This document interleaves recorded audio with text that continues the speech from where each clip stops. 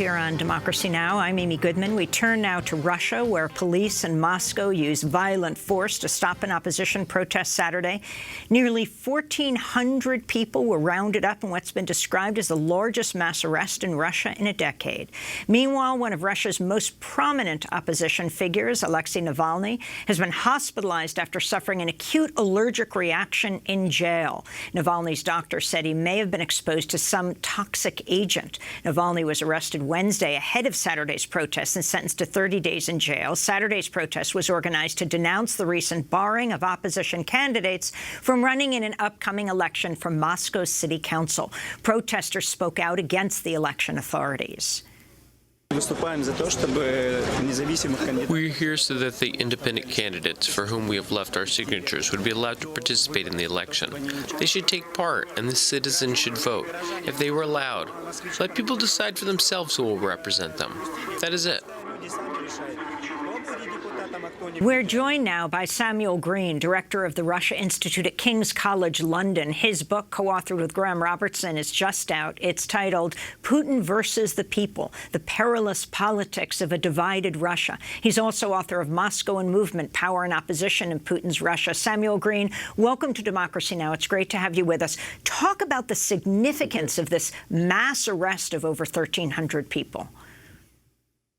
We really haven't seen anything quite on this scale before. I think over the last year or so, we have seen a tendency towards sort of increasing confrontation.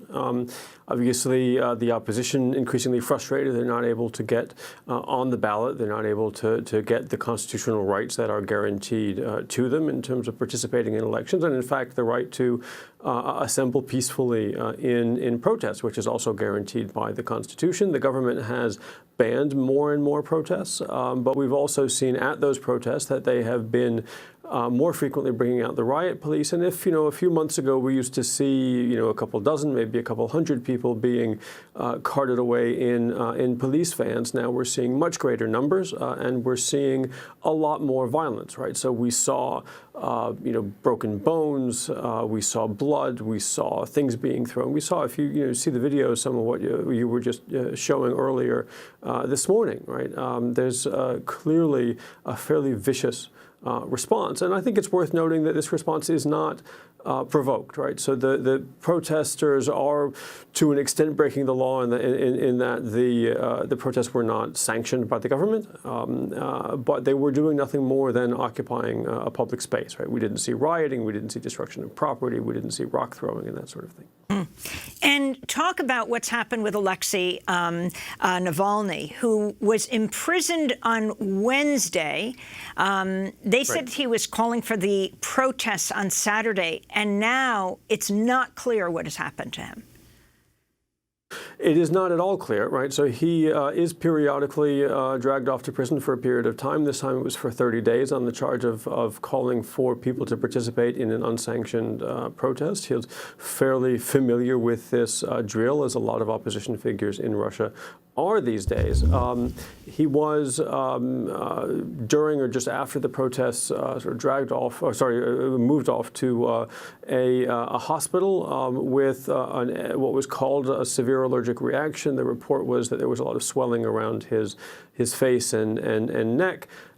His doctors came out to the hospital, his personal doctors came out to the hospital to check on him. They were not allowed access. I think they were able to see him and, to a certain extent, interview him through a closed door, but not more than that. Their report is that it does not seem to be an allergic reaction. Their feeling is that there may be some kind of toxic chemical that has somehow entered his system. And of course, people his doctor, in and around the opposition. He is calling for his sheets and everything around him to be tested. He was released apparently from the hospital, back in jail.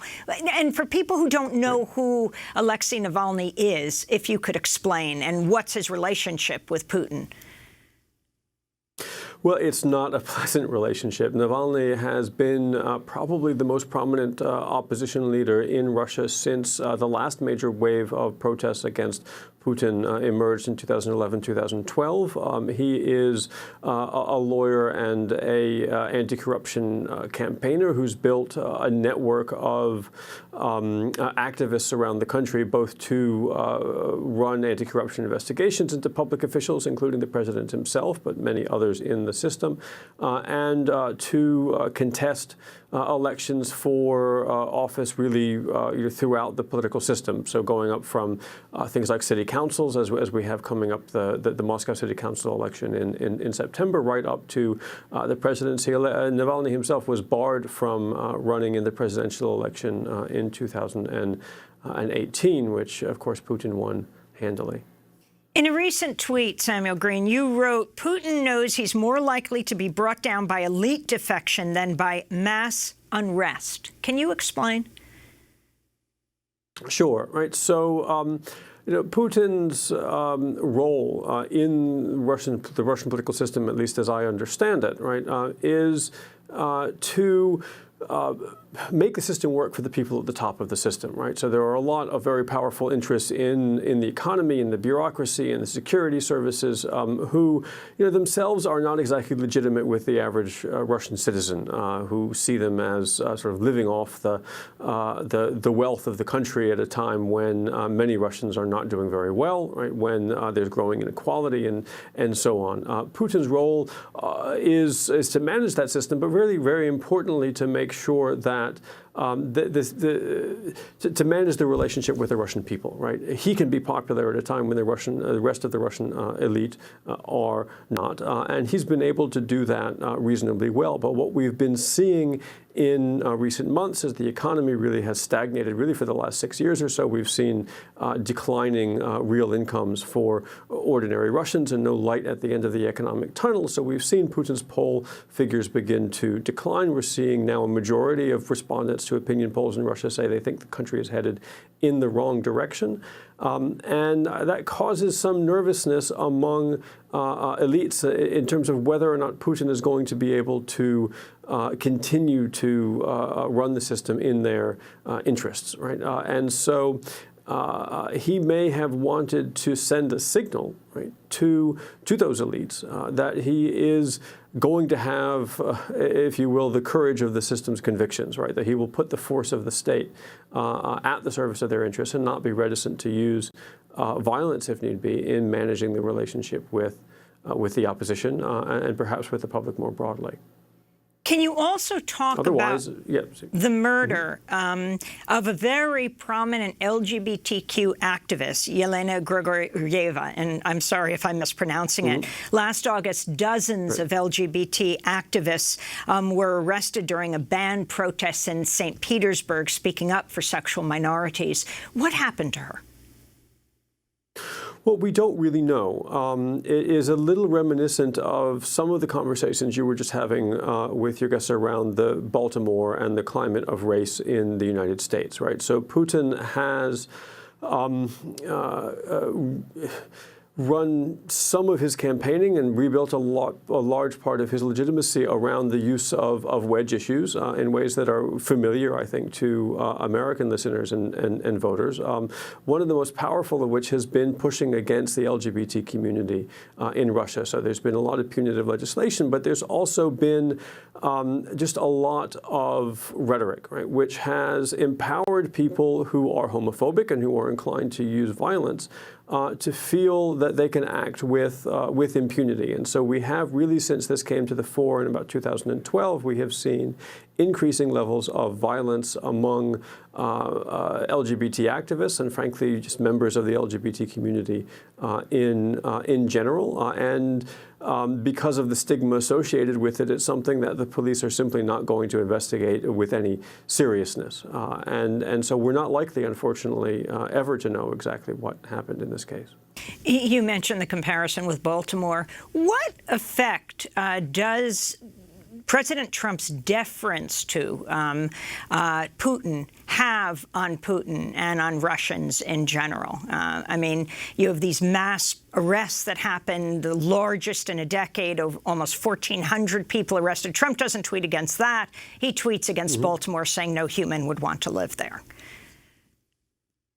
Well, I'm not sure that the Kremlin is looking for approval or disapproval from Washington. It was certainly capable of doing these sorts of things when Obama was in office, and the U.S. State Department and the White House were much more robust in their criticisms of Russia. But what I think does matter is it makes it very difficult for if you will, the Western community in general, so the United States, its allies in Europe, in Canada and other places, to come up with some kind of a concerted policy response to Russia, right? That would really support, at least provide moral support to those who would like to see a different future for the country. If anything, I think it's demoralizing to the Russian opposition and to those who are fighting for their constitutional rights in the country. And Professor Greene, why local elections? Why? I mean, these are arrests around people calling for representation in the Moscow City Council. Why is this so significant in Russia today?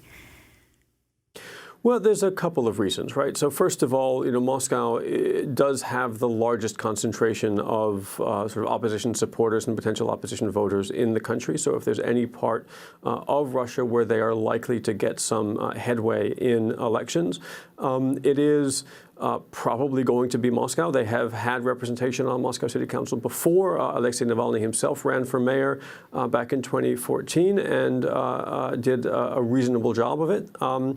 Lost, of course, but put up a better show than many expected him to.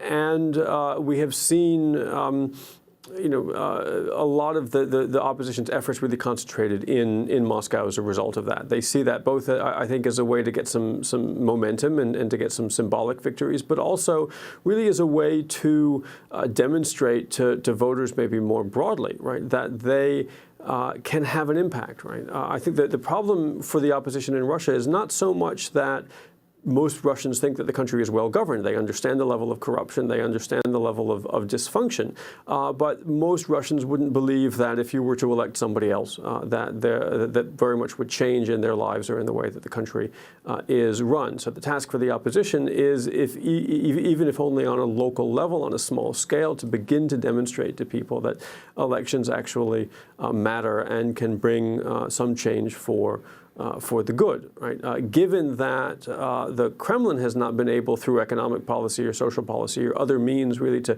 engineer an improvement in Russians' livelihoods over the last 5 or 6 years or so, I think they are concerned about the ability of the opposition to provide that kind of an example, right? In the absence of a positive economic agenda from the Kremlin, I think that at this point they're really running on the lack of a viable alternative, and so they're trying to prevent anything that would look like an alternative from emerging, even if it's only symbolic and at the local level. Samuel Greene, I want to thank you for being with us, director of the Russia Institute at King's College London. His book is just out, titled Putin versus the People, The Perilous Politics of a Divided Russia. When we come back, we look at the historic protests in Colombia and around the world, condemning the surge of lethal attacks on indigenous environmental leaders, more than 400 murdered in recent years. Stay with us.